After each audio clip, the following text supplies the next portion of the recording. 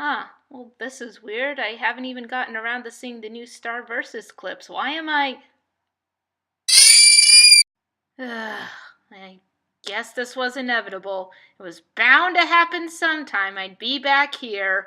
Now, let's get it started.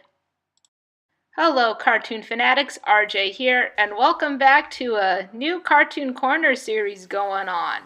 I feel that I need to kind of explain this. You see, way back in the day, all the way back in 2010, when the first new season of the new generation of My Little Pony came out, my friends and I were very much on the hype train.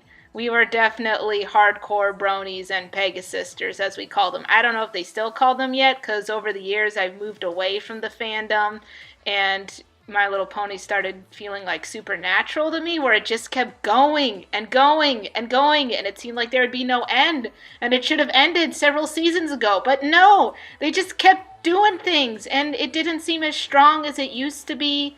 So I stayed up to date with the show, but I wasn't heavily focused in on it or the fandom anymore. However, we have finally reached the last season. They have declared that this season is the last season of this generation of My Little Pony, so I felt obligated to cover it, considering I'm doing this now, and it didn't seem fair to the fandom that I spent a good chunk of my high school career in to just kind of ignore and act like it didn't happen, because it did happen, and I still really like My Little Pony. I love the characters, I love the designs, and I love the messages that it gives to young children. And I know that some of my high school friends that were bronies are watching my channel. You know who you are. I don't have to call you out. You know exactly who you are. So this is for you. You're welcome. So, after 8 seasons of pretty much doing the same formula of blasting evildoers with friendship and magic, what new is in store? You give the main character wings and overpower her that no one wanted to see. You add new overpowered characters that no one wanted to see, and over time they just kind of accepted that all of these things were happening and villains were being redeemed. And in the last season, the villain was a little child, which I'm still not sure why you went for that route, but again, considering the target audience, it makes sense, but considering the adult audience, it just seems really, really weird. Where could they possibly go to end all of this mayhem of 8 seasons and a movie? Well, they end it with one of what was considered one of the weakest villains in the series. Yeah, did anyone ask for King Sombra to come back? Did anyone ask for this? I mean, I know that the fandom had wanted to see more done with him because his debut and appearance seemed like he had potential, and then it just didn't work. But honestly, did anyone want to actually see King Sombra do stuff? Anyone? Yeah, I thought not.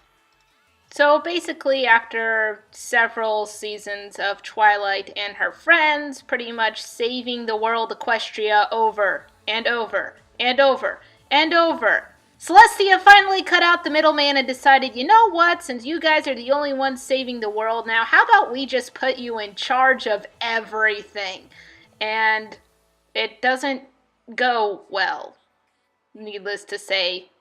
At this point, we know Twilight way too well. She does not handle this kind of surprise responsibility, especially for Celestia and Luna to go, okay, yeah, so you're in charge of the whole kingdom now, goodbye, and just kind of peace out.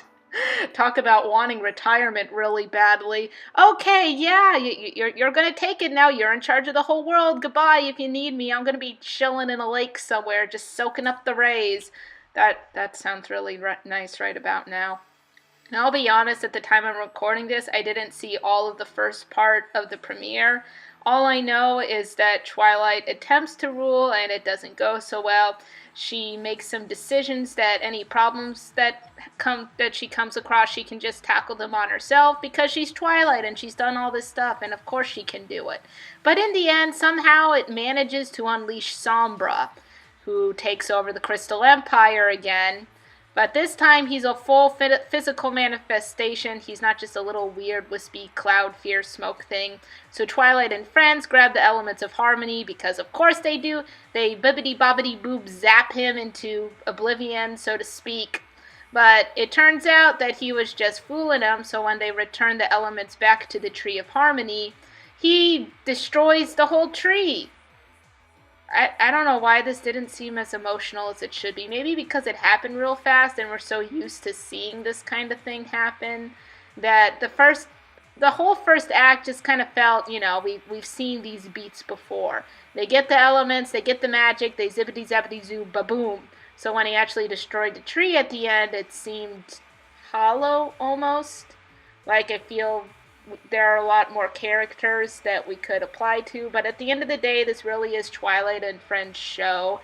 Despite us getting secondary characters and even redeemed villains that could do just as good of a job, nope, they're all out of commission. Who knows where they are? Off getting mind-possessed somewhere. No, it's up to Twilight and Friends to solve this without the elements, which means they're not as powerful, right?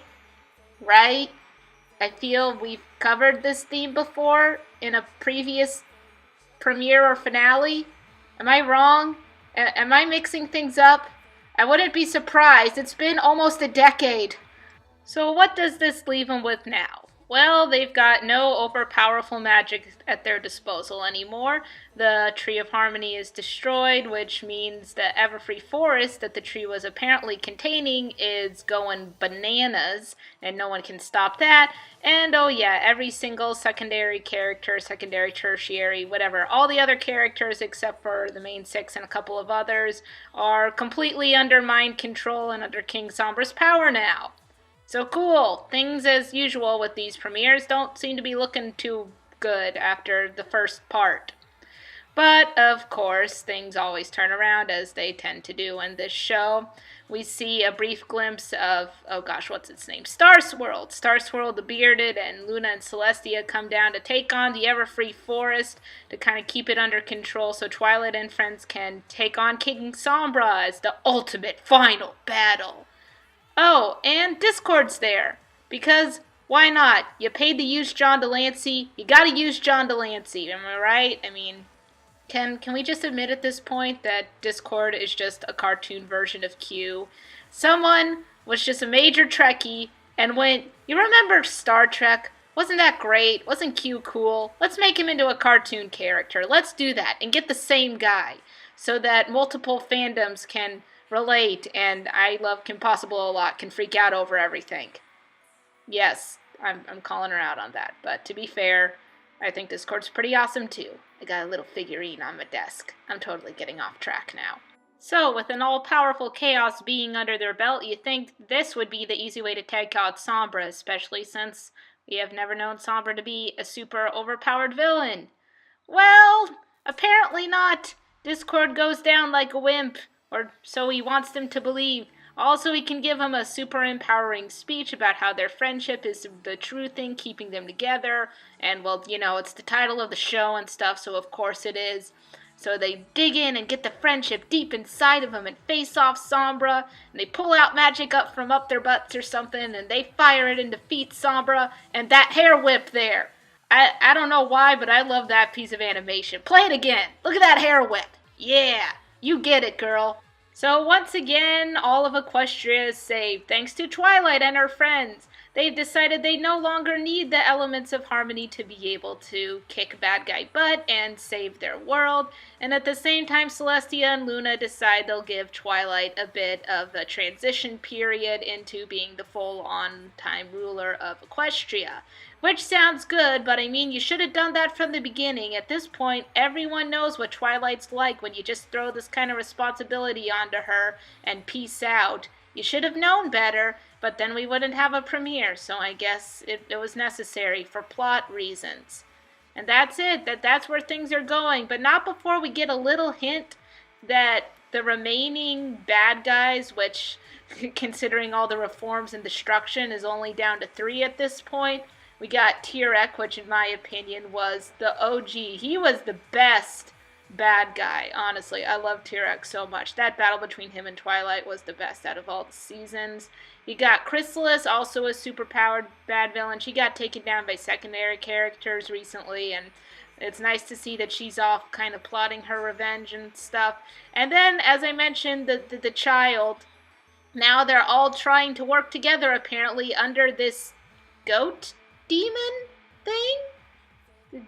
There's a goat now? Is this Pony Satan? That they're gonna have to fight Pony Satan? Either way, all these bad guys are planning on getting together. So that's probably what's gonna lead up to the ultimate final battle. And that's what we got to look forward to for the last season.